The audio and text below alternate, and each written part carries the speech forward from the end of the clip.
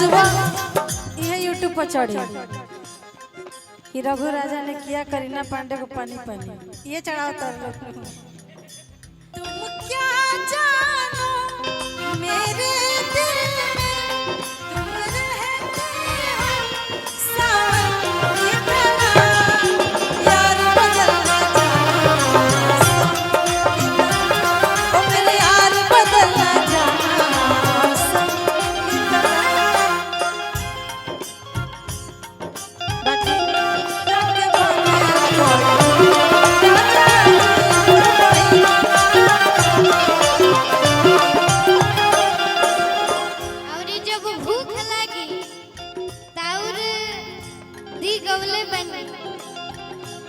भूख लगी तो खियावे पूरी पिज्जा राजा जी।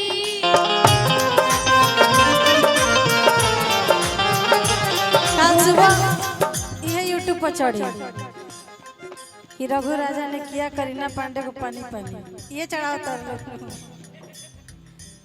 भूख लगी तो खियावे पूरी पिज्जा राजा जी। भूख लगी तो खियावे पूरी पिज्जा राजा जी। मोर बहिन याद बने राजा जी, मोर बहिन याद बने राजा जी।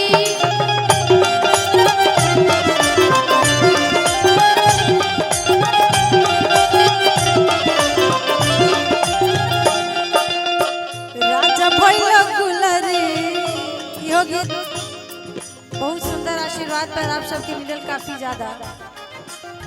राजा भैया गुलरी के फूला